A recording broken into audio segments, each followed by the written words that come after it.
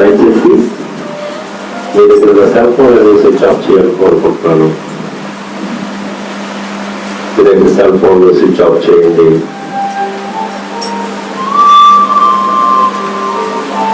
ఎవరు ఫోన్ ఉన్నా పర్వాలేదు, స్విచ్ ఆఫ్ చేసుకోండి. మనం ఇప్పుడు దేవుడి సన్నిధిలో ఉన్నాం.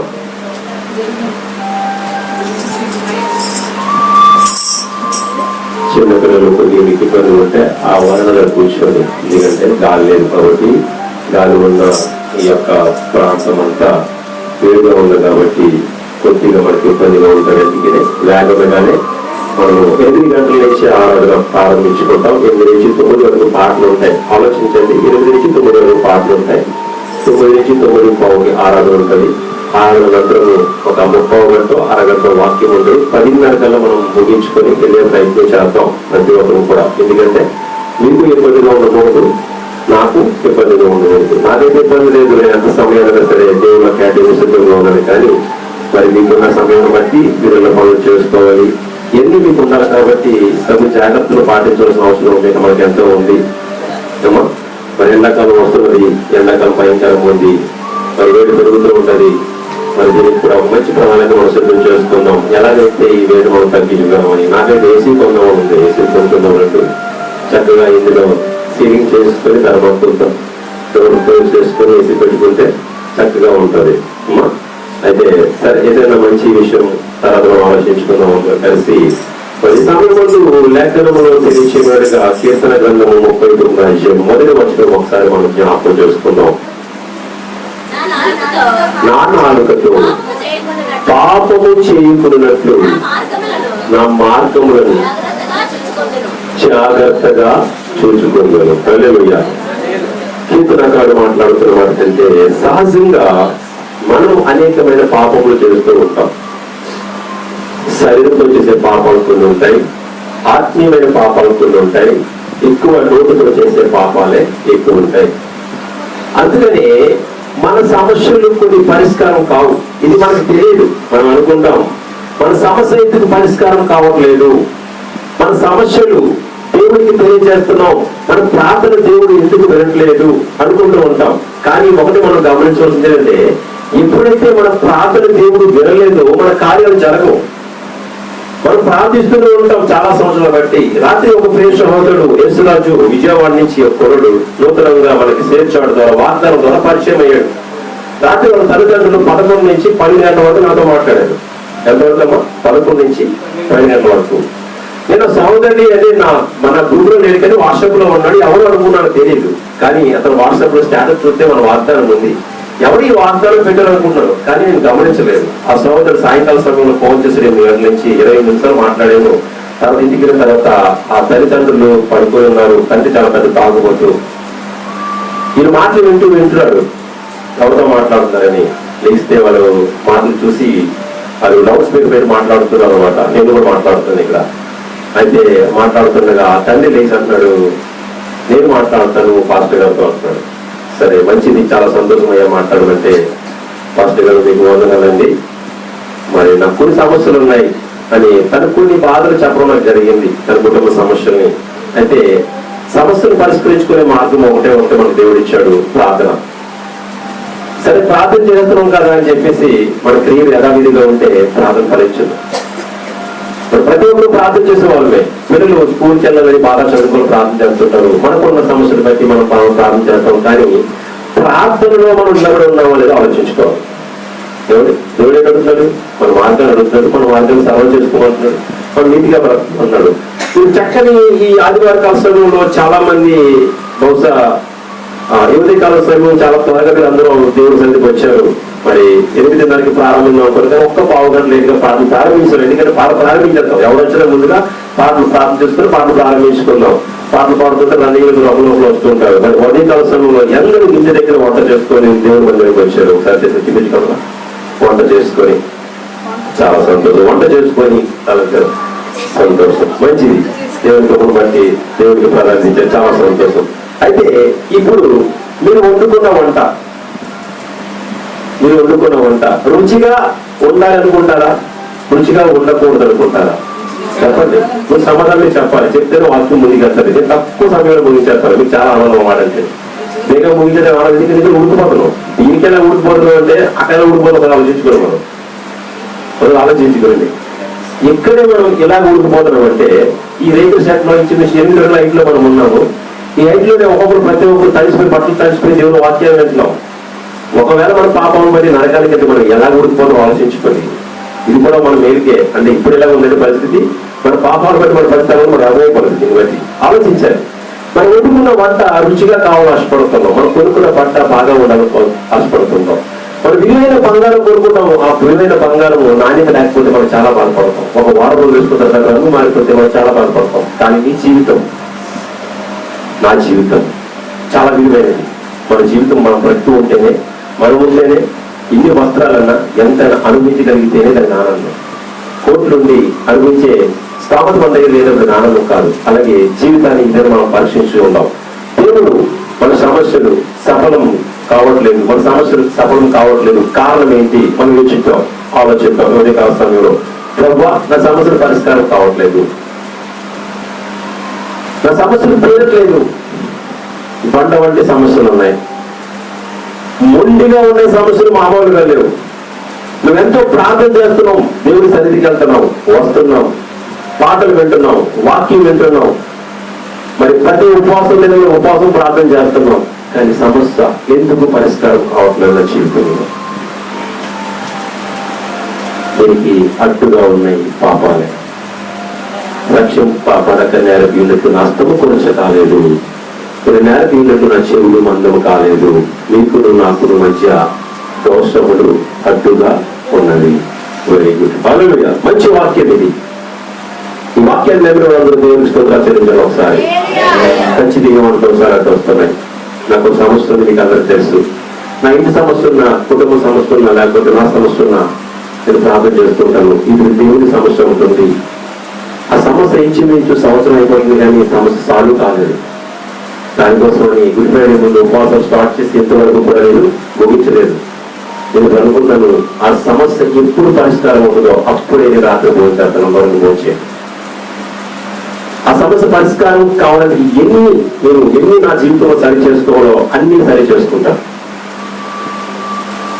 ఆ సమస్య పరిష్కారం కావాలంటే సంఘం ఎలా ప్రార్థన తెలియదు, కానీ నా ప్రార్థన కూడా దేవుడు వినాలి. ఆ సమస్య ఎందుకు అలాగుందో మన వచ్చి కోసమా, లేకపోతే దేవుడు అద్భుతమైన క్రియ కోసమా, లేకపోతే దేవుడు వాళ్ళ మార్చడం కోసమా మనకు అర్థం కావట్లేదు.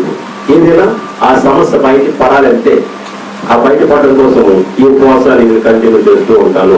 ఎన్నడైతే ఆ యొక్క సమస్య బయట పడతాడో ఆ దినమే నేను బోధన ప్రారంభిస్తాను. హల్లెలూయా. ఈ రోజున వండుకున్న వంటలో ఒక సరి అయిన ఉప్పు లేకపోతే రుచి ఉండదు, తగు కారం వేయకపోతే రుచి ఉండదు, తగు మసాలా వేయకపోతే రుచి ఉండదు. కానీ పాపము కూడా మన జీవితంలో అలా ఎడితే నువ్వు చేసిన ప్రార్థన కూడా విలువ ఉండదు. నువ్వు నడిచే నడవడి, ప్రభు తరపు నడిచే నడవడి కూడా విలువ ఉండదు. అందుకనే గొప్ప వర్తమానము దేవుడు మాట్లాడుతున్నాడు. చివరి కాలంలో చూస్తున్నాం. ఎజ్రా గ్రంథం నుంచి 10వ అధ్యాయము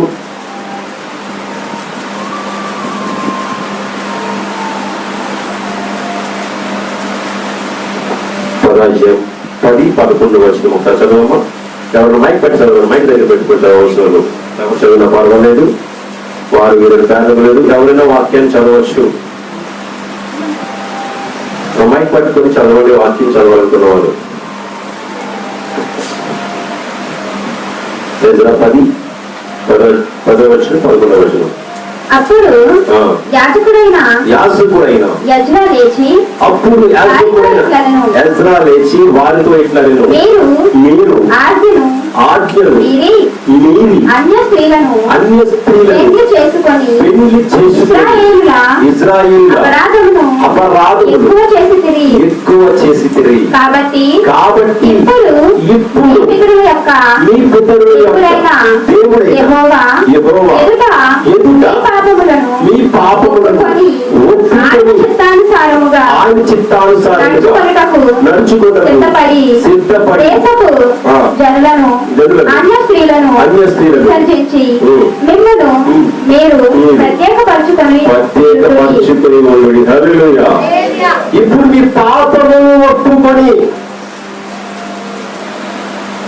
పాస్టర్ గారు నేను ఏం పాపం చేశారు అంటారు ఈ దినములు మీరు.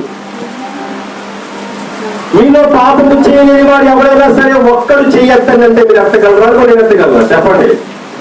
యేసు ప్రభువు ఉన్నారు, మీలో పాపము చేయలేని వాడు ఒక్క రాయి తీసి ఆమె మీద వేయండి. ఎవరైనా మాట్లాడగలిగారా? లోకంలో నీతిమంతులు ఎవరు లేరు, ప్రతి ఒక్కరు పాపము చేసిన వారే. వారి పాపాలు వారికి తెలియవు. ఆ పాపాలు చిట్ట ఎక్కడుందంటే ప్రభువు దగ్గర ఉన్నది. ఆ చిట్ట ఓపెన్ చేసిన రోజున, ఆ చిట్ట మనకి బయలుపరిచిన తెలుగున ఆ పాపం ఏమిటో మనకు అర్థమవుతుంది.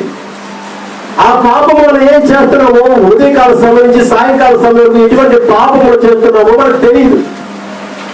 మనమందరము పవిత్రులుగానే జీవిస్తున్నాం అనుకుంటున్నాం, మనమందరం నీతిగానే బ్రతికేస్తున్నాం అనుకుంటున్నాం, మనమందరం దేవుని వాక్యాన్ని లోపలి ఉంటాం అనుకుంటున్నాం, మనమందరం విశ్వాసంగా అలాగనే పరిశుద్ధంగా స్నానం చేసి అలంకరణ చేసుకుని దేవుని సన్నిధికి పరిగెట్టుకుని వచ్చేస్తున్నాం అని పరిశుద్ధం అనుకుంటున్నాము. కానీ మనలో ఉన్న పాపములు చాలా దాగి ఉన్నవి. అవి బయటికి కనిపించట్లేదు. కనిపిస్తున్నాయేమో పాపాలు ఎవరికైనా? కనిపించట్లేదు. మీ వస్త్రం కనిపిస్తుంది, మీ రూపు కనిపిస్తుంది, మీ కళ్ళు కనిపిస్తున్నాయి, మీ ముక్కు కనిపిస్తుంది, కానీ మీ పాపాలు మీకు కనిపించట్లేదు. పాపాలకి వచ్చి జీతంలో ఒక మరణం ఉంది, దానికంటే ముందు ఒక శ్రమ ఉంది. ఈ రెండు మీరు జ్ఞాపకం చేసుకోవట్లేదు, ఆలోచించట్లేదు. కాబట్టి పాపం పట్ల మనకి భయం కోల్పోయి జీవిస్తున్నాం. అది ఎప్పుడో వస్తుంది కదా, ఎలాగో వస్తుంది కదా అనుకోకండి. అది ఎలాగ వస్తుందో మనకు చెప్పలేదు. చూసి మమ్మల్ని ఎవరిని నిందించున్నాడు అంటే పాపం నేను ఎలాగ చొరబడాలని నిందించున్నాడు. ఇది పాపునిగా ఎలాగ తయారు చేయాలని ఆలోచిస్తున్నాడు. దేవుడు పరిశుద్ధులుగా తయారు చేయాలని ఆలోచిస్తున్నాడు, శాపాన్ని పాపిగా తయారు చేయాలని ఆలోచిస్తున్నాడు. నువ్వు దేనికి లోపలి జీవిస్తున్నావు? నోటితో పాపము చేశా, నా నోటిని కాపు కాసుకునే భాగ్యానికి మనం ప్రార్థన చేసుకునే భక్తులు. సరే, నోటిని కాపుదలు చేస్తుంది, సరిపోతా? సరిపోదు. 80% నోటిని కాపుదలు కాదు. చాలా అదృష్టవంతులే మనం. నోటిని కాచుకున్నవాడు ఏమా చెప్పండి, హృదయాన్ని కాచుకున్నవాడు ఒకడే. నోటిని కాచుకున్న చాలా ధన్యుడు. ఈ నోటిని కాచుకోలేక ఇష్టానుసారమైన నోటితో మనం పాపము చేస్తూ ఉంటాం. యోగ గ్రంథము 20వ అధ్యాయము 10వ వచనం ఒకసారి చదువుతాం. యోగ గ్రంథము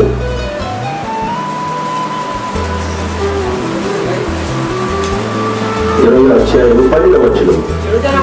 చెడు జనము వారి నోటికి తీయగా ఉండము. ఎలా ఉండదట వారి నోటికి? చెప్పండి. మరి ఒక సహోదరుడు ఒక విషయంలో అనుభవ రీతిలో ఒక బోర్డు ఒక వినిపోయింది. నేనెవరో వాళ్ళకి తెలుసు, వారెవరో తెలియదు. ఆ స్వరం చూస్తే ఆడపిల్ల స్వరం లాగా ఉంది. నేను చేసింది మగవాడు. అమ్మ చెప్పండి అమ్మా, ఏంటి మీ సమస్య అడుగుతున్నాను. అమ్మ అంటున్నారు ఏంటి అన్నాడు. పిల్లడు అమ్మ అంటున్నారు ఏంటి అన్నాడు. నాయన, నా పిలుపు అంటే నేను ఎవరినైనా సరే అమ్మాను పిలుస్తాను. ఎందుకంటే నేను చెప్తున్నా, దేవుడు పరిచర్యలో దేవుడు నన్ను లోపడి జీవించమని నమ్మకం చెప్పాడు కనుక నా పిలుపులో ఒక మాదిరి లేకపోతే నా గణంలో మాదిరి కనిపించదు. కానీ నా పిలుపుని మార్చుకొని మాట్లాడుతుందంటే చాలా సంతోషం అయ్యా. చక్కగా మాట్లాడేందుకు చాలా థ్యాంక్స్. అయితే నీ నెంబర్ రాంగ్ నెంబర్ వచ్చింది, అంటే ఎవరికి వచ్చారనుకున్నా మాకు వచ్చింది, సారీ అని చెప్పేసి అతను చెప్పడం జరిగింది. చూడండి, నోటి మాట ఎంత మాధుర్యం కనిపిస్తుందో. ఒకవేళ నువ్వు ఎవడరా అంటే చిన్న డౌట్ తగ్గిపోయాను.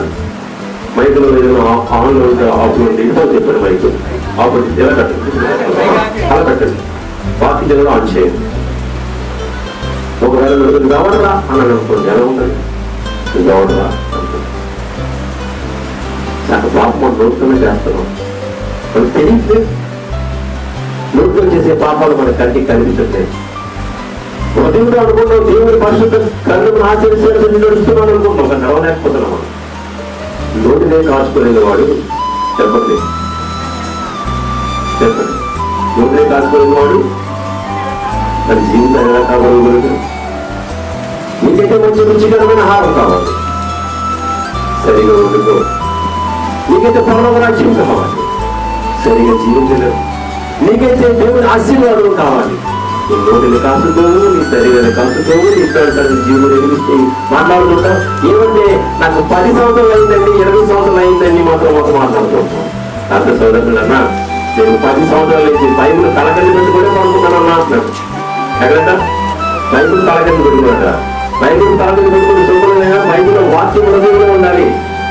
బైబిల్లో వాక్యం హృదయంలో ఉంటే చాలు, బైబిల్ తలకింద అవసరం లేదు. బైబిల్ వాక్యంలో దేవుడి వాక్యం హృదయంలో ఉంటే తలంపులు మారుతుంది, ప్రవర్తన మారుతుంది, స్థితిగతులు మారుతుంది. నీటిలో చొరబడి దెయ్యాలను అడ్డుకోవాలిగా ఉంటుంది. మన రావడానికి అవకాశం ఉండదు.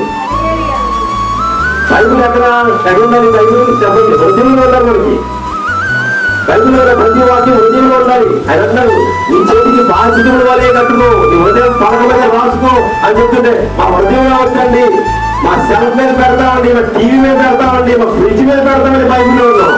బైబిల్ పెట్టుకున్న వాక్యం పెట్టుకోండి దయచేసి. ఎందుకంటే బైబిల్ పెట్టే చోట్లు లేక అక్కడ పెడుతున్నాం గవర్నలో. కనుక ఆ చోట్లు ఎక్కడ పెడతారు? పెట్టి బైబిల్ పరిశుద్ధమైన ప్రవేశం ప్రయత్నం చేయండి. బైబిల్కి పరిశుద్ధమైన ప్రవేశం కావాలి. ఇంట్లో ప్రతి ఒక్క దేవుడు ఉన్నారు. ఎందుకంటే పరిశుద్ధమైన ప్రదేశం. ఆ ప్రదేశం మీద మనం ఎలా ఉంటాం? పరిశుద్ధంగా ఉంటాం. అంతే కదా? పాలు కడుక్కొని చేతులు కడుక్కొని అందులో అప్రదేశం పెడుతున్నాం. మామూలు వెళ్ళిపోతారా? ఎవరు? బైబిల్ చాలా పరిశుద్ధమైనది. పవిత్ర గ్రంథం, పరిశుద్ధ గ్రంథం రాయబడి ఉంది. అది ఎక్కడ పరిశుద్ధంగా ఉండాలంటే మాసిపోయి పాటలు ఉన్నది. మాసిపోయి పాటలు పడకూడదు. వంట సామాన్యంగా పెట్టకూడదండి. అది పవిత్రమైనది. వంట సామాన్యంగా బయటకు పెడితే పంది నుంచి బంగారం పెట్టినా మీ జీవితం ఒకటి సేమ్ చూసే తేడా ఏం లేదు. ఆ పరిశుద్ధమైన బైబిల్ ఎక్కడ ఉండాలో పరిశుద్ధమైన స్థలంలో ఉంచండి. ఆ పరిశుద్ధమైన స్థలంలో మీరు ప్రార్థన చేయండి. ఎవరు మాట్లాడుతున్నారు? మనకు సమస్యలు సఫలం కావట్లేదు. మన కోరికలు ఉన్నాయి, చాలా కోరికలు ఉన్నాయి. మనకు ఉద్యోగం కావాలి, వ్యాపార అభివృద్ధి పరచబడాలి, నేను ఇల్లు కట్టుకోవాలి, నేను సంతానం కావాలి, నేను దేవుళ్ళు బహుగా ఫలించాలి. కానీ నీ జీవితంలో నువ్వు ఫలిస్తున్నావా? ఫస్ట్ నీ జీవితంలో నువ్వు మార్పు కలిగి జీవించగలుగుతున్నావా? నువ్వు జీవించగలిగినప్పుడే కదా నువ్వు ఫలిస్తావు. నువ్వు అనుకున్న కూడా సక్రమంగా శుభ్రంగా జ్ఞానం పెట్టి బుర్ర పెట్టి శ్రద్ధగా నువ్వు పనిచేస్తే రుచిగా ఉంటుంది. అందులో ఏ లోపడుతుంది, ఎంత బాధపడతావు. అయ్యో ఉప్పు చాలేదు, ఎంత కష్టపడే ఉప్పు వేసుకోగలవు, కానీ కారం మళ్ళీ వేయలేవు. ఉప్పు కూరలో మళ్ళీ వేయగలవు, చాలకపోతే కారం వేయగలమా? వేయగలవు. ఒకవేళ కారం వేద్దామంటే మళ్ళీ పొయ్యి ఉడకబెట్టాలి, రుచి ఏమవుతుంది చెప్పండి? ఎక్స్ట్రా ఉడికి పాడవుతుందో పాడవదు. టీ మొదలు తాగింది, రెండోసారి మరపెట్టి తాగింది, చాలా తేడా ఉంటాం. ఉంటుందా ఉంటుందా? మరి ఇది మన జీవితం చెప్పండి ఒకసారి. కారం మళ్ళీ వేయలేవు, మసాలా మళ్ళీ వేయగలమా? వేయలేవు.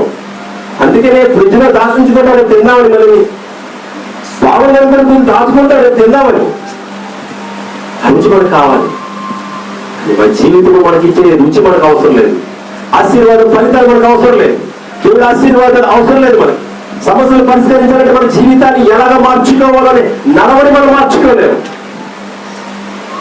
ప్రతి దానికి రౌద్రము, కోపము, ఉద్రేకము, కొండెములు, పెంకములు సమస్తము మనలో ఏమి ఉంటే మన జీవితంలో సమస్యలు ఎలా పరిష్కరించబడతాయి చెప్పండి? ప్రశ్న దేవుడు మిమ్మల్ని వేస్తున్నాడు, నన్ను వేస్తున్నాడు. ఒక సమస్య పరిష్కరించబడాలంటే ఆ సమస్య మీద మనకు ధ్యానం కలిగి ఉండాలి. ఆ ధ్యానం కలిగి ఉన్నప్పుడే ఆ సమస్య మనకి పరిష్కరించబడుతుంది. ఏంటి ధ్యానం? ఈ సమస్య ఎందుకు పరిష్కరించట్లేదు నా జీవితంలో? పరిష్కారం ఎందుకు కావట్లేదు? నా భర్తకు ఆరోగ్యం ఎందుకు బాగోట్లేదు? నా ఇల్లు ఎందుకు కట్టుకోలేకపోతున్నాను? పరిశుద్ధమైన గ్రంథం ఎందుకు చదవలేకపోతున్నాను? వాక్యం విన్న ప్రకారం ఎందుకు జీవించలేకపోతున్నాను? ఒక్కసారి నువ్వు ఆలోచించగలిగితే పాపము చేసే అవకాశం నీలో ఉండదు. అవకాశం ఉండదు. నువ్వు చేస్తున్న పాపము వ్యభిచారం చేస్తే పాపం కాదు. నోటి మాటతో చేసే పాపాలు చాలా ఘోరమైనవి. వ్యభిచారం చేయడం శరీరంలో ఒక్కసారి వ్యభిచారం చేసి తప్పించుకుంటాడు, కానీ నోటితో రోజంతా నువ్వు మాట్లాడుతున్న మాటలు ఏంటి ఒకసారి ఆలోచించుకుంటే మనకి భయంగా ఉంది. హల్లెలూయా, హల్లెలూయా. పాపము చెప్తాను చూడండి. నరహత్య చేయకూడదు, దొంగతనం చేయకూడదు, వ్యభిచారం చేయకూడదు, అబద్ధ సాక్ష్యములు చెప్పకూడదు, కొండెములు మాట్లాడకూడదు, వారి మీద నీ మీద కంప్లైంట్లు చేయకూడదు. ఇవన్నీ పాపాలే అదంటారా? నిర్మాకాండం చూడండి. 20:10-15 చదువుకున్న తర్వాత, నిర్మాకాండం 19:16-18 చదువుకున్న తర్వాత పాపాలంటే ఏంటో ఇది పాపాలే. మొన్న పిలిచిన వాడు చాలా గొప్పవాడు. ఆయన మన గురించి విసిగి చెందునట, మనం విసిగించేస్తాం ఆయన్ని. ఆయన మనం ఏం చేద్దామండి, విసిగించేస్తాం అంటే బాధ పెడుతున్నావు, ఎందుకు రాదని ఇలా తినేస్తున్నావు అంటావు పిల్లల్ని, ఎందుకు నువ్వు ఇలాగ తినేస్తున్నావు అంటాం పెద్దవాళ్ళు. దేవుడు ఆ ప్రశ్న ఉదయకాలంలో వేస్తున్నాడు. యెషయా గ్రంథం 43 అధ్యాయం 25వ వచనం ఒక్కసారి చదవండి. దేవుడు అడుగుతున్నాడు, ఎందుకు మీరు విసిగిస్తున్నారు? 43:25.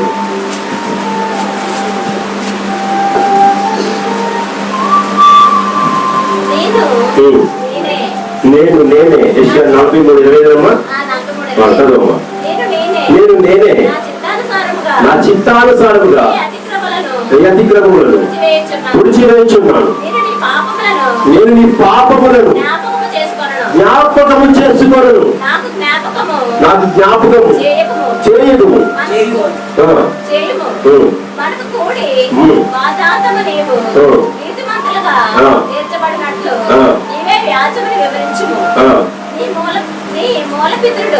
పాపము చేసిన వాడే, నీ మధ్యవర్తులు నా మీద తిరుగుబాటు చేసిన వారే. కావున నేను ప్రతిష్ఠితులను నీ ప్రధానకులను అపరిత్తపరిచితిని, యాకోబును తప్పించితిని, ఇశ్రాయేలును దోషణ పాలు చేసితిని. నేను నేనే నా చిత్తానుసారముగా ఎవరంటే దేవుడు మన అతిక్రమములను తుడిచి వేస్తున్నాడు. ఎప్పుడు చెప్పండి, మనం చేసిన పాపాలు ఒక్కసారి జ్ఞాపకం చేసుకుంటే మనం ఎందుకు పనికిరాం. నువ్వు ఎన్ని పాపాలు చేసినా నీ పాపాన్ని నేను జ్ఞాపకం చేసుకోను అంటున్నాడు దేవుడు. ఎప్పుడో తెలుసా? మీరు మారు మనసు కలిగి జీవించినప్పుడు, నీ పాపాన్ని మీరు ఒప్పుకున్నప్పుడు. పాపం చేసిన పాపం ప్రతిదాన్ని ఒప్పుకోండి. ప్రభువా నేను చేసిన పాపాన్ని క్షమించు. ఒకవేళ నోటితో పాపం చేసి ఉంటే, అపరాధమైన మాటలు మాట్లాడి ఉంటే, ఎవరి మీద కొండములు చెప్పి ఉంటే, నా జీవితాన్ని సరి చేసుకోకుండా ఎదుటి వారి కంటులో నడుచుకుందని చెప్పి ఉంటే, ముందుగా నన్ను క్షమించు అని పాపాన్ని ఒప్పుకున్న తర్వాతే ఈ సమస్యలు విడుదల కలుగజేస్తాడు దేవుడు. హల్లెలూయా. గొప్ప వ్యక్తులు బైబిల్ గ్రంథంలో చిన్నప్పటి నుంచి దేవుడి మహా పిచ్చి ఆయనకి. ఎంత పిచ్చో తెలిసింది ఆయనకి. ఆయన మాట అంటేనే చాలు ఆయనకి, అంత పిచ్చి ఆ కుర్రోడికి. ఆయన కోసం పని తప్పిస్తుంటూ ఎక్కడికి వెళ్ళిన ఆయన కీర్తనలు పాడుతూనే ఉండేవాడు ఆయన. అంత పిచ్చి ఆయనకి. అంత పిచ్చి పడిన భక్తుడు కూడా ఒకసారి జారిపోయాడు. తెలుసు తెలియదు, ఒక పాపము చేసి పడిపోయాడు. దాని గురించి తర్వాత చెప్పుకుందాం. రోమపత్రిక 1వ అధ్యాయం 28వ వచనం ఒకసారి చదవండి. త్వరగా నేను ముగిస్తాను. రోమపత్రిక 1వ అధ్యాయం 28వ వచనం.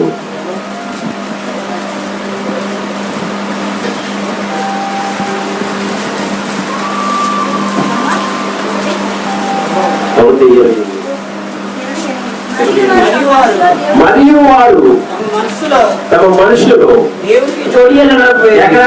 దేవునికి మనుషులు దేవునికి చోటు ఇవ్వకపోతే ఖచ్చితంగా నువ్వు పాపం చేస్తావు, నేను పాపం చేస్తాను. మనుషులు దేవునికి చోటిస్తే వ్యక్తి పరిస్థితిలో పాపము చేసే అవకాశం మనం ఇవ్వము. యోసేపు గారికి అద్భుతమైన అవకాశం దొరికింది. ఒక యువరాణితో జీవించే కాలము అతనికి ఆసన్నమైంది. ఒక యువరాణితో కూర్చొని ఒక భార్యాభర్తలుగా మాట్లాడుకునే సమయం దొరికింది ఆయనకి. యువరాణి చాలా ఇష్టపడింది యోసేపు గారు అందరూ చూసి. మీతో ఒక దినం గడిపితే చాలయ్యా, ఎంత అందగాని ఎంత సుందరం అనుకుంది. ఆ సమయంలో యోసేపుతో మాట్లాడుతూ యువరాణి, అయ్యా నువ్వు రా, నేను పడుకునే మంచం మీద వచ్చి కూర్చో, నీతో కష్ట సుఖాలు పంచుకుంటా నేను అంటే. ఆయన ఏమన్నాడు తెలుసా? అమ్మా నేను దేవుడికి భయపడి ఇటువంటి దుష్కార్యము నేను చేయన్నాడు. హల్లెలూయా. నువ్వు దేవునికి వృద్ధిమైన చోటు ఇవ్వగలిగితే పాపము నీలో ప్రవేశించే అవకాశం లేదు. నువ్వు దేవునికి చోటు ఇవ్వలేకపోతున్నావు కాబట్టి పాపము నీ వెంటాడుతుంది. ఆ పాపానికి వచ్చే జీతము నువ్వు ఆలోచించలేకపోతున్నావు. ఆ పాపము నిన్ను కృంగ తీసేస్తుంది ఒక దినమున. ఆ పాపము నడి రోడ్లని నిలబెడేస్తుంది. ఆ పాపము ఇది కించపరుస్తుంది.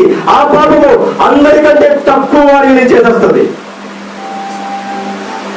కానీ నువ్వు దేవుడు నా సమస్యను ఎందుకు పరిష్కరించట్లేదన్నావే, ఈ ప్రశ్న ఏంటి? దీనికి సమాధానం ఏంటి? నీలో నాలో ఏంటి దాగి ఉంది? నీలో అతిశయము, నీలో గర్వము, నీలో అహంకారము.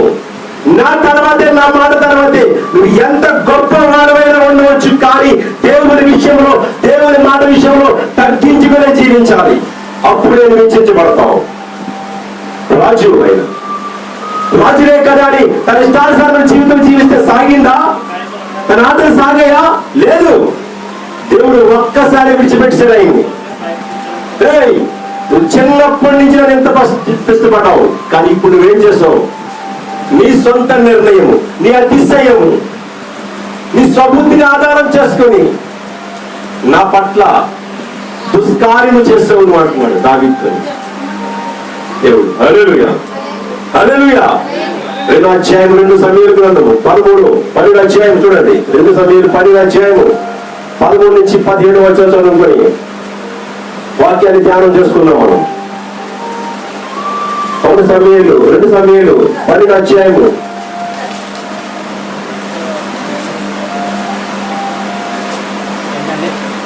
2 సమూయేలు 10వ అధ్యాయము 13 చదవండి.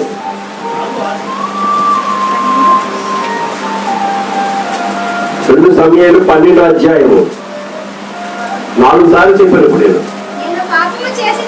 నేను పాపము చేసిందని దావీదు ఎవరితో ఉన్నాడట? చెప్పండి. ఒక ప్రవక్తతో ఒప్పుకున్నాడు. నేను పాపము చేశానయ్యా, నేను పాపము చేశాను. మరి పాపానికి ప్రతిఫలం ఏంటో తెలుసా? నువ్వు చేసిన పాపానికి ప్రతిఫలం ఏంటో నీకు తెలుసా? ఆ 3వ అధ్యాయం 12వ అధ్యాయం మొత్తం ఇంటికి చదువుకోండి. అందరూ ఇక చదువు సమయంలో మన దగ్గర ఇంటికి వెళ్ళి ఆ 12వ అధ్యాయం తీసుకొని 2 సమూయేలు గ్రంథము 12వ అధ్యాయము మొదటి నుంచి ఆ చివరి వరకు వాక్యం చదువుకొని ఇంటికి వెళ్ళి నాతాను ప్రభువుగా నేను పాపము చేశానయ్యా అన్నాడు. ఏంటి పాపము చేశాడు దావీదు అంటే, ముందుగా కనుదృష్టితో పాపము చేశాడు. దేవుడిని చూడవలసిన కన్నులతో, దేవుని వాగ్దానాన్ని చూడవలసిన కన్నులతో ఒక స్త్రీ స్నానము చేస్తుండగా ఆమె వైపు తన కన్ను దృష్టి మళ్ళింది. ఆమె తన కన్ను దృష్టి మళ్ళింది. ఒక గొప్ప దైవజనుడు ఒక దేవుని వాక్యం మాట్లాడుతున్నారు. ఆయన పేరు బ్లాక్ స్టీవెన్ గారని, చాలా గొప్ప దైవజనుడు.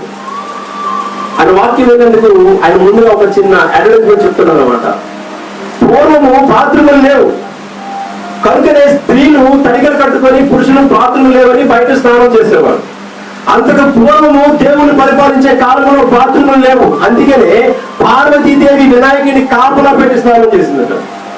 ఇప్పుడు మోడీ గారి ప్రభుత్వం వచ్చి ప్రతి ఇంటికి 7,000, 8,000, 15,000 బాత్రూములు కట్టించుకోమని. ఆ రోజు బాత్రూమ్ అంటే ఆ స్త్రీ అక్కడ స్నానం చేసేది, బయట చేసేది కాదు. ఆ స్త్రీ స్నానం చేసింది కాబట్టి వీళ్ళు పాపం చేశాడు. వీళ్ళిద్దరు తప్పు ఉంది. ఒకటి ఆ స్త్రీది ఉంది, 2 ఇది ఉంది. ఓకే, స్త్రీకి బాత్రూమ్ లేదు, గొడవ ఉంది కదా. దేవుడిని బతుకు కలిగిన వాడే కదా. ఈయన పాపం చేయాలి, ఈయన కానీ చూడాలి. అయ్యో, ఈ నిత్యకాలమైన దృశ్యం చూడబోతే అని ఎంత వెళ్ళిపోవచ్చు కదా. ఇది హృదయము ప్రేరేపణ కలిగి చేసింది. ఎలాగైనా సరే ఈమెను నేను పొందుకోవాలి.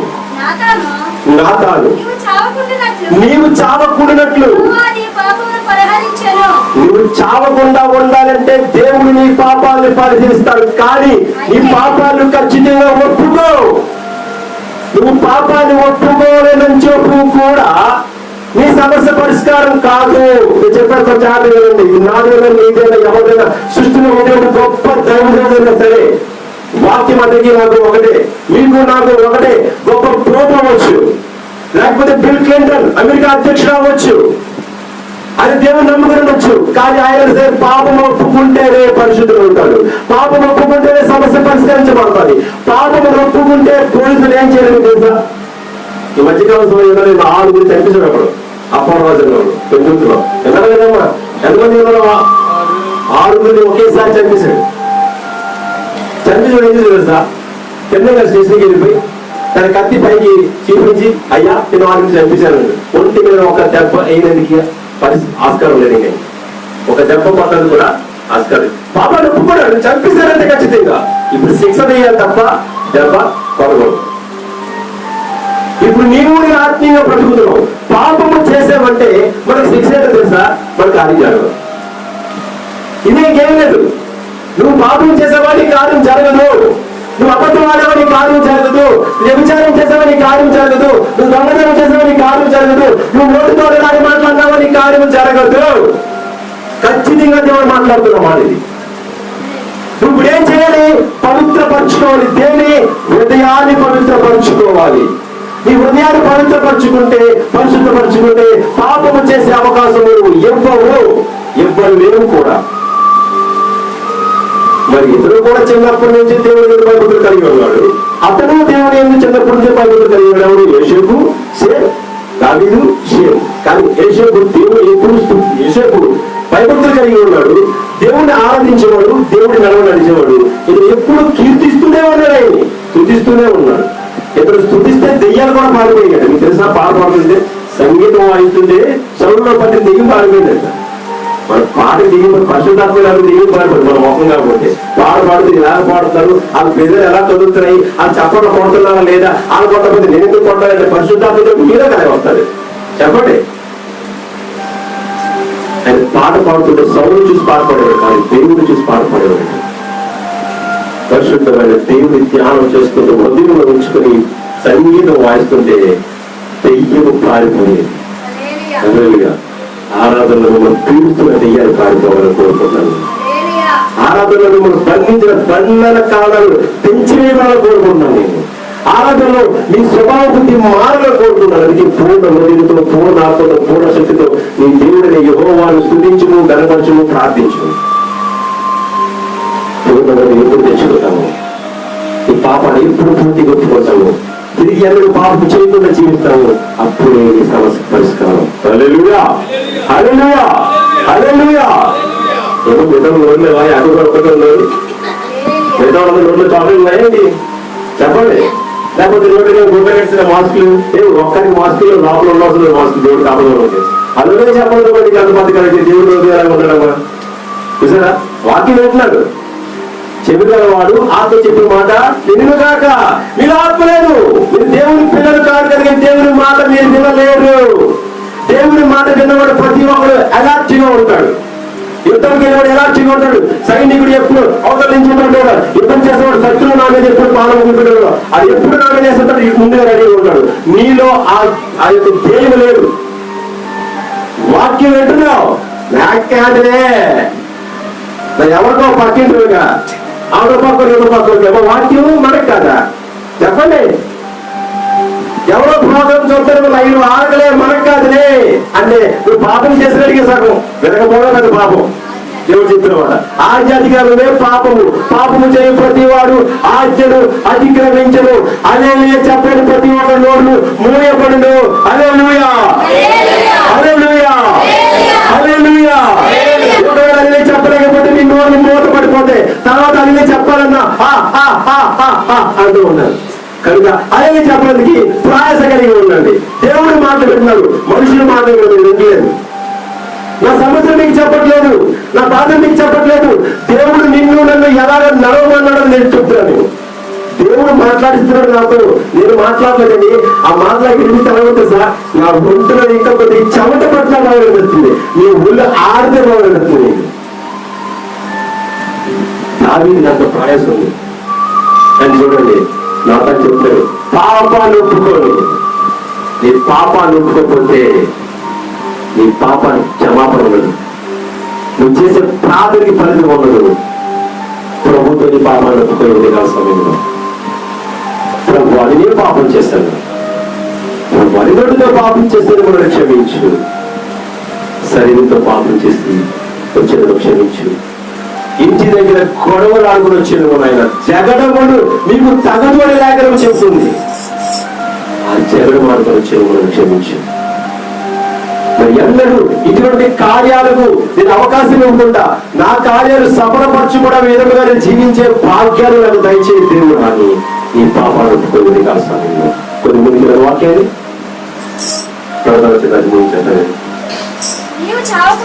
నీవు చావకుండానట్లు యెహోవా నీ పాపమును పరిహరించెను. అయితే నీ కార్యము వలన యెహోవాను దూషించుటకు ఆయన శత్రువులకు కనుక నువ్వు నీ శత్రువులకు యెహోవాకు గొప్ప హేతువు చేయని కార్యము చేసేవు కనుక నీకు పుట్టిన బిడ్డ యెహోవాను దూషించుటకు ఆయన శత్రువులను నీవు చేసేది కనుక నీకు పుట్టిన బిడ్డ నిశ్చయముగా చచ్చునని దావీదుతో చెప్పి తన ఇంటికి వెళ్ళి నాతో నువ్వు పాపాన్ని ఎప్పుడైతే ఒప్పుకోవు అమ్మగారు, నువ్వు నెత్తిన ఎప్పుడు మారుకోరు, నీ కార్యం అంతవరకు జరగదు. దేవుడు సన్నిధిలో ఉన్నాడు, ఏసీ గదిలో మనం లేవు. అమ్మగారికి వచ్చిన కాడి నుంచి పాటే పాట మొదలెడతారు, అమ్మగారి నుంచి పక్క అయ్యారు పాట మొదలెడతారు, అందరూ పాట పాడితే సాతాను మొదలు ఉంటాడు. అప్పుడు మనం అందరము ఊగలమ్మ జోగలమ్మ అని పాట పాడుతూ ఉండాలి. ఇంటి దగ్గర నిద్రపోలేదు మన రాత్రి చెప్పండి. ఇంటి దగ్గర కడుపు నిండా కళ్ళు పొంగిపోయి నిద్రపోదు, ఎక్కడ పోతే నిద్రపోయి దేవుని సన్నిధికి. దేవుని సన్నిధి పాడుకునే కనపడుతుంది ఏంటో మనకి అక్కడ పోవట్లేదు. అమ్మా చూడండి ఇంకా ముందుకు వాక్యం.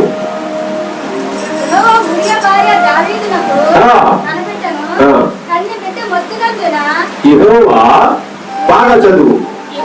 యెహోవా ఊరియా భార్య అయిన దావీదునకు కనిన బిడ్డను మొత్తినందున ఎవరట యూరియా భార్యతో దావీదు పాపము చేస్తే దావీదు ఒక కుమార్తె పుట్టింది. చూడండి, దావీదుకు పుట్టిన కుమార్తె మీద దావీదుకి ప్రేమ ఉండదా ఉండదా? ఉంటది. దావీదు పుట్టాడు ఉండదా?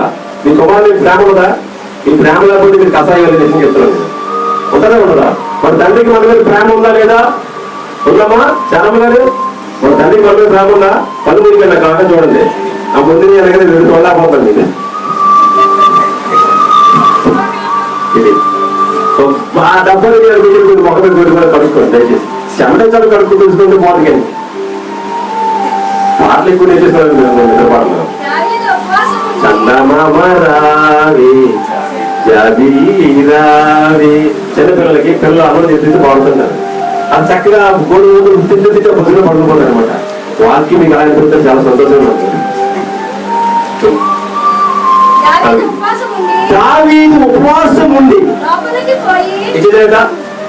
తన కుమార్తె జబ్బుపడి ఉండగా తన కుమార్తె మీద ప్రేమ ఎక్కువైపోయి నేను లేక లేక పైనుంచి అద్భుతమైన దృశ్యాలు చూశాను. చూసిన దృశ్యాన్ని ఫలించేశాను. సంతోషము. నేను ఆవిడని చూశాను, ఆవిడ నా సొంత అయిపోయింది, ఆవిడతో నేను సంభోగం చేశాను, నాకు చక్కని కుమార్తె పుట్టింది, హ్యాపీ. కానీ తన హృదయంలోంచి పరిశుద్ధాత్మ దేవుడు తొలగిపోయేది జ్ఞాపకం చేసుకోలేకపోయింది. దేవుడు తన హృదయంలో నివసిస్తున్న దేవుడు బయటికి పారిపోయాడు. ఎప్పుడైతే నువ్వు పాపము చేస్తున్నావు నీ హృదయంలో దేవునికి చోటు ఉండదు. దావీదు ఉపవాసం ఉంది లోపలికి పోయి రాత్రంతయు ఒక్క గంట దయచేసి మిమ్మల్ని అందరూ అడుగుతున్నారు. మీ సమస్య వరకు ఏ దినములందరైనను సంవత్సరము ప్రారంభించి ఇంచుమించు 7 సంవత్సరం అవుతుంది. మీ సమస్య నుండి ఎన్ని సంవత్సరాలు నాకు తెలియదు. నేను సూటిగా మీకు ప్రశ్న వేస్తున్నాను. ఏ రోజైనా నీ కుమార్తె విషయం కానీ, నీ కుమారుడి విషయం కానీ, నీ సమస్య విషయం కానీ, నీ జబ్బు విషయం కానీ, ఏ విషయమైనా 1 గంట ఆయన సన్నిధిలో మోకరించి ప్రార్థన చేశారా? చెప్పండి. చేసిన చేసేస్తాండి. 1 గంట దేవుని సన్నిధిలో కూర్చొని ప్రార్థన చేశారు. 1 గంట మోకరించి 1 గంట దేవుని సన్నిధిలో మోకరించి దేవుని బతిమాలుకున్న సమస్య పరిష్కరించమని చేయలేదు మనం. చూడండి, చేయలేదు. మనము చేసామా? చేయలేదు. కానీ గంట తరబడి మాట్లాడితే మీరు మాట్లాడతారు. గంట దేవునితో మాట్లాడే ఓపిక మీలో లేదు. దావీదు రాత్రంతా అడుగుతుంట, ప్రభువా నా కుమార్తె జబ్బు పడింది, చనిపోకుండా బ్రతకాలి, తిరిగి లేవాలి అని ప్రార్థన చేస్తున్నాడట. కానీ పాపాన్ని ఒప్పుకోలేదండి. చూడండి, ప్రార్థన చేస్తున్నాడు, పాపము ఒప్పుకోలేదు. నాథన్ చెప్తాడు, పాపం ఒప్పుకోని పాపాలు క్షమించబడతాయి, నువ్వు బ్రతుకుతా ఫస్ట్ అని చెప్తున్నాడు. ఈయన పాపం ఒప్పుకోకుండానే సాష్టాంగపడి దేవుడికి నమస్కారం చేసి ప్రార్థన చేస్తాడు రాత్రి అంటాడట. ఒక ఆల్రెడీ పేరు దేవుడి దగ్గర గడపడానికి మనం ఎన్నో సార్లు చెప్తూ ఉంటాం. ఒక ఆల్రెడీ పేరు దేవుడి జీవితాన్ని మార్చేశాడు, యాకోబు జీవితాన్ని. ఒక ఆల్రెడీ పేరులో పౌరుషులను ప్రార్థించగా చెరసాలను బద్దలేసిపోయి పేతులు బయటపడ్డాడు సంఘము ప్రార్థించగా. ఆల్రెడీ పేరు రెండమ్మంటే ఏసేన దగ్గర రావాలి, కానీ నేను ఆయన దగ్గర వెళ్ళను అంటామా. దగ్గరలో ఉంది యారాల్లో సంఘం, ఇక్కడ ఎందుకు వస్తున్నారు చెప్పండి? ఎందుకు వస్తున్నారు? అంత దూరం నుంచి ఎందుకు వస్తారు ఇక్కడికి? మళ్ళీ ఇక్కడికి వచ్చి మళ్ళీ అక్కడికి వస్తారు. ఎందుకు వస్తున్నారు? దేవుడు ఇంకా అద్భుతంగా చెక్కాలి, ఆయన చేతిలో నేను చెక్కబడాలి, అద్భుతంగా దేవుడు వాడబడాలి, దేవుడి ఆశీర్వాదాలు ప్రతిదీ నేను పొందాలి. పక్కనున్న వారికి మనకి జబ్బులు, దేవుడు అంటే నిర్లక్ష్యం. నీకు ఇచ్చిన ఆరోగ్యం కూడా దేవుడు ఇచ్చింది, జ్ఞాపకం చేసుకో. నువ్వు తింటున్న ప్రతి బియ్యం గింజ దేవుడు నీకు ఇచ్చింది, నువ్వు నడుస్తున్న నరగ నీకు దేవుడు ఇచ్చింది, నువ్వు పీలుస్తున్న గాలి నీకు దేవుడు ఇచ్చింది. ఆ దేవుడి సన్నిధిలో గడపడానికి నువ్వు ఎంతమైన ఆరోగ్యం కలిగి ఉంటే నీ సమస్య ఎలా పరిష్కరించబడుతుంది? ఎలా పరిష్కరించబడుతుంది? ప్రేమ సహోదర సహోదరి, ఉదయకాల సమయంలో దేవుడు ప్రశ్న వేసి ఇచ్చాడు, సమాధానం అని చెప్పాలి దేవుడికి. నువ్వు వండుకున్న వంట రుచిగా లేకపోతే నువ్వు ఎంత బాధపడతావు? నువ్వు కొనుక్కున్న బట్టకు చిరుగుంటే నువ్వు ఎంత బాధపడతావు? నువ్వు రాసుకున్న పౌడర్ సరిగ్గా లేకపోతే నువ్వు ఎంత సర్దుకునే ప్రయత్నం చేస్తావు? నీ జీవితాన్ని కట్టుకునే ఆలోచన ప్రజలుగా జీవించు. నా ప్రార్థన నీకు ఇవ్వట్లేదు, కారణం నాలో లోపాలు ఉన్నాయి, నా ప్రాబ్లం ఉంది కాబట్టి నా ప్రార్థన ఇవ్వట్లేదు. ప్రార్థన సరిగ్గా చేరుతుంది, కానీ ప్రార్థన ఫలించట్లేదు. కారణం ఏంటంటే మనలో ఉన్న లోపాలే. దావీదులో ఉన్న లోపం రాత్రంతా ప్రార్థన చేశాడు, ఫలించలేడు. కుమార్తె ఏమి కదా చచ్చిపోయింది.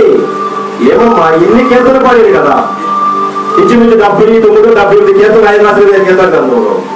సౌలుకి దెయ్యాలు వదలగొట్టాడు కదా, సామాన్యంగా ఉన్నవాడు రాజు అయిపోయాడు కదా. మరి ఎందుకు దావీదు మొదటి దేవుడు వెళ్ళదంటే దావీదు పాపము చేసి ఉన్నాడు. హల్లెలూయా. ఎప్పుడైతే నువ్వు పాపము చేసి ఉన్నావో నీ పాపాన్ని ఒప్పుకొని మరి ఎన్నడూ ఆ పాపం వైపు నీ కనుదృష్టి కానీ నీ శరీరం కానీ ఉదయం మొదలకుండా చూసుకుంటావో అప్పుడే నీ ప్రార్థన ఫలిస్తుంది. దేవుడికి ఇష్టంగా జీవించే ప్రయత్నం చేయండి, దేవుడికి దుష్టుడుగా జీవించే ప్రయత్నం చేయకండి. నా పట్ల దుష్కార్యము చేసి ఉన్నాడు, నా పట్ల దుష్కార్యము, పనికిరాని కార్యము, వీధిలో కేకలేస్తే పనికిరాని కార్యము. యెషయా గ్రంథంలో మాట్లాడు, నేను నన్ను నమ్ముకున్న బిడ్డ వీధిలో కేకలు వేయడు, అరవడు, గోల చేయడు, ఎవరిని ఇబ్బంది పెట్టడు, ఎవరి మీద కొండని చెప్పడు, ఆరు గురించి ఈ గురించి మాట్లాడు. ఎవరి గురించి మాట్లాడతాడట? నా గురించే మాట్లాడతాడు. నా గురించి క్రీస్తు ఎన్ని శ్రమ పడ్డాడు తెలుసా అమ్మా అంటాడు. దేవుడి సాగుతూనే ఉండాలనుకుంటున్నావా? దేవుడి కుమారుగా ఉండాలనుకుంటున్నావా? నీ జీవితాన్ని ఇప్పుడే మార్చుకో. దావీదు ప్రార్థన దేవుడి నిలబడింది, భరించలేదు. కారణం పాపము పెంచి ఉన్నాయన. ఆ పాపాన్ని ఒప్పుకొని మళ్ళీ ప్రార్థించగా ఆ ఊజియా భార్యకు, ఊజియాని కూడా చంపించాడు పగబట్టి చెప్పేసా. అందుకోసం మెరిసిపోయింది, మెరిసిపోయింది తన భర్తను కూడా చంపించాడు దావీదు. తన జీవితాన్ని ఇప్పుడు మార్చుకున్నాడు, పాపాన్ని ఒప్పుకున్నాడు. అంతకంటే అద్భుతమైన కుమారుడు దేవుడు ఇచ్చాడు, సొలొమోను రాజు జ్ఞానవంతుని ఇచ్చాడు. ఆ జ్ఞానవంతుడు కూడా ఇలాగే పడిపోయింది. పడిపోవడం గొప్పతనం కాదు, నిలబడటం గొప్పతనం. హల్లెలూయా. పడిపోవడం గొప్పతనం కాదండి, నిలబడటం గొప్పతనం. నువ్వు పడిపోతున్నప్పుడు, చిన్నపిల్లలు ఉన్నప్పుడు నీ తల్లిదండ్రులు నిలబెడతారు. కొన్ని దినములు అయిన తర్వాత ఆ బిడ్డ పడిపోయి తానంతా తను లేచినటువంటి తండ్రి పరిమితులు రావాల్సిన అవసరం లేదు. ముందుగా నువ్వు పడిపోతున్నావా, నీ అంతా నిలబడే ప్రయత్నం చేయి. నువ్వు నిలబెట్టే ప్రయత్నంలో వాక్యోపదేశం నేను చేయగలను. దేవుడు ఇచ్చిన జ్ఞానం బట్టి, దేవుని బట్టి, ఆలోచన బట్టి మిమ్మల్ని నిలబెట్టాలని, మీ జీవితాన్ని కట్టుకోవాలని, మీరు బాగుపడాలని, మీరు ఆస్వాదించబడాలని. నా సంగతులు అందరికీ స్తోత్రాలు ఉన్నాయని చెప్పుకునే ఘనత చెప్పండి. నా సంగతులు అందరికీ సొంత ఇల్లునని చెప్పుకున్న ఘనత. నా సంగతులు ప్రార్థన దేవుడు ప్రతి విన్నాడండి. ఆ ఇంట్లో ప్రతి ఒక్కరికి కూడా ఎలా ఉందంటే ఒక రమ్యమైన పరలోకంలో ఉందండి. నాకు ఎంత ఘనత. నా సన్నిధిలో ఉన్న నా బిడ్డలందరూ ప్రార్థన దేవుడు అంటాడు. ఒకరికి స్వస్థత వరం ఇచ్చాడు, ఒకరికి విమోచన వరం ఇచ్చాడు, ఒకరికి కృపావరం అనేక నాన్నలు దయచేశాడు, ప్రవచన వరం ఇచ్చాడు, జ్ఞానం ఇచ్చాడు. చెప్పుకోండి ఎంత ఘనత దేవుడికి. నాకు మిమ్మల్ని నిలబెట్టాలని నేను ప్రయత్నం చేస్తే నన్ను పడగొట్టే ప్రయత్నం మీరు అందరూ ఉంటారేమో ఆలోచించుకోండి. హల్లెలూయా. మిమ్మల్ని నిలబెట్టాలని, మిమ్మల్ని చెక్కాలని ఆయన దగ్గర నుంచి తన హస్తాన్ని మాత్రమే బయటకెట్టి ఆయన చేతులు చెప్తుంటే మీరు మహిమపరచబడాలనుకుంటారో ఆలోచించుకోండి. మహిమ, ఘనత, ప్రభావం ఆయనకి చెందాలి. నీకు చేతనైతే నువ్వు మాట్లాడగలదు, ఆయన మహిమపరచు, నిన్ను ఆయన విలువ తీసుకొస్తాడు. హల్లెలూయా. ఒకటి చెప్పమా, ఎప్పుడు కూడా ఆయన మహిమపరచడం చూడదు, మనల్ని మహిమపరచడం తీసుకొస్తాడు. ఎక్కడైనా నన్ను మహిమపరచడం చెప్పాడు దేవుడు. చెప్పండి, మీరు మహిమపరచబడాలని ప్రయత్నం, నేను మమ్మల్ని మహిమపరచబడాలని ప్రయత్నం, నీవు నేను వెలుగులోకి రావాలని ప్రయత్నం, నీవు నేను ఆశీర్వదించబడాలని ప్రయత్నము. ఆయన ప్రయత్నంలో తన జీవితాన్ని కూడా త్యాగం చేశాడు. కానీ నీ పాపాన్ని త్యాగం చేయలేవా? నీ అపరాధాలను త్యాగం చేయలేవా? నీ పాపాన్ని విడిచిపెట్టలేవా? నీ జీవితాన్ని ఇంకా మార్చుకోలేవా? నీ హృదయాన్ని ఇంకా కట్టుకోలేవా? నా ప్రార్థన వినట్లేదు, నా ప్రార్థన వినట్లేదు, నా ప్రార్థన వినట్లేదు కానీ నీ జీవితాన్ని సరి చేసుకున్నావో లేదో చూసుకో. చివరిగా ఒక వారికి చదువుతాం, మనం ముగించుకుందాం. యాకోబు పత్రిక 1వ అధ్యాయము 26వ వచనం ఒకసారి చదవండి. యాకోబు పత్రిక 1వ అధ్యాయం 26వ వచనం. ఎవరైనా నోటికి కన్యము పెట్టుకొనక తన హృదయమును మోసపరచుకొనుచు ఎలాగా భక్తి గలవాడినని అనుకుని ఎడల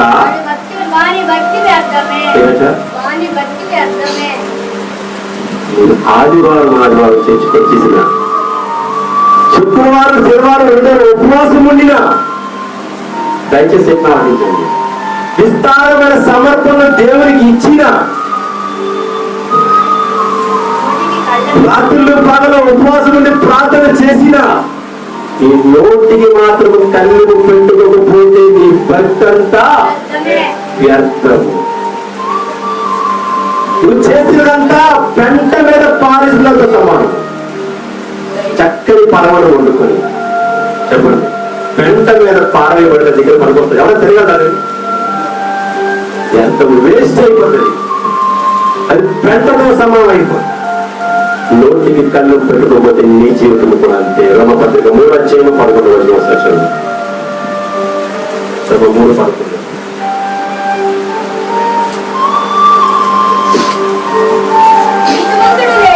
నీతిమంతుడు లేడు, ఒక్కడు గ్రహించేవాడు ఎవడూ లేడు.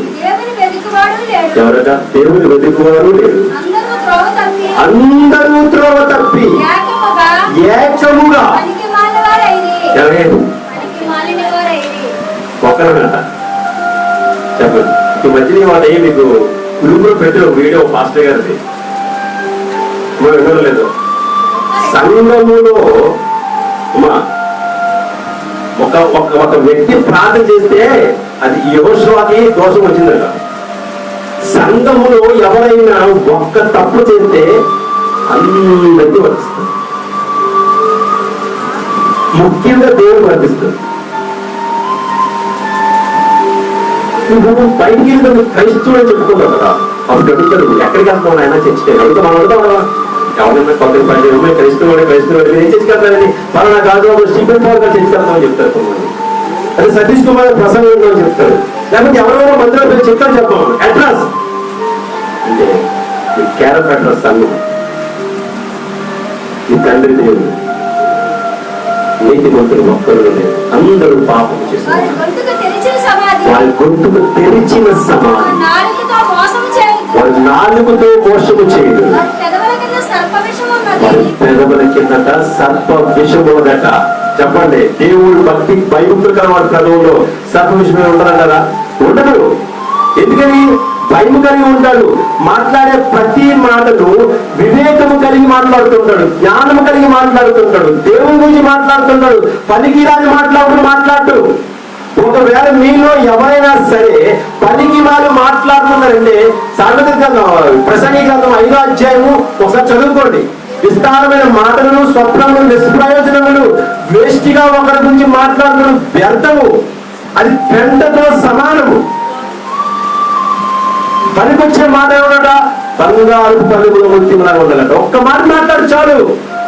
కాకై కరకాలం పుట్టికేంటంటే అంశ 6 నెలల బతుకుల మేలు. ఎన్నో మాట్లాడుతున్నామా?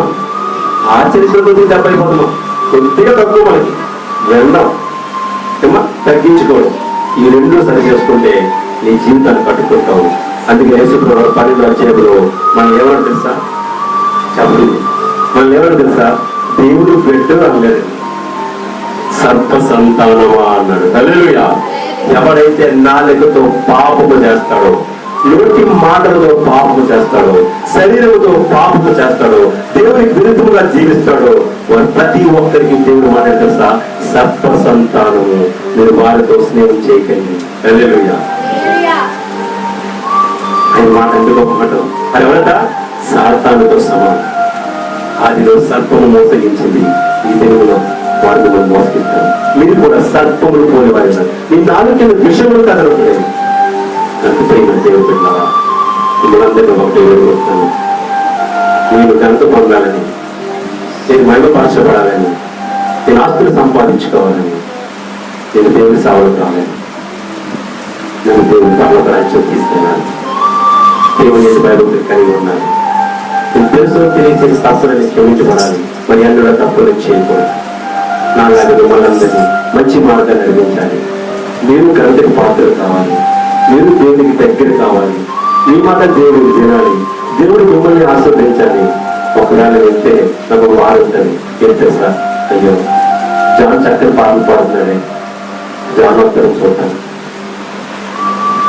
ఇస్తారని కాలు చేస్తారే, చేరుకోవాలి కదా, ఆయన మొత్తే బాగున్నాయి. ఈ ఆరాధించి శ్రమ కూడా చెప్తున్నారు కొంతమంది గారు. అందరూ ఈ ఫ్యామిలీ కూడా వస్తే బాగున్నాయి. నా వాళ్ళతో ఒక్కరికి నాకు కనబడకపోతే నేను అందరూ వదిస్తాను. మీరు రాజ్యం కూడా లేకపోతే మరి పనులకు బుద్ధి అంటే వదిస్తాను. నేను నాకు కనిపించకపోతే పాలు మీరు ఆయన కనిపించాను. నేను అందరికీ కోరుకుంటున్నాను, మీరు పాపం చేస్తుంటే క్షమించుకుంటే ఉన్నాను. ఇక మీద ఆ పాపం ఎన్నడూ చేయకుండా ప్రయత్నం చేయండి. హృదయాన్ని కట్టుకుంది.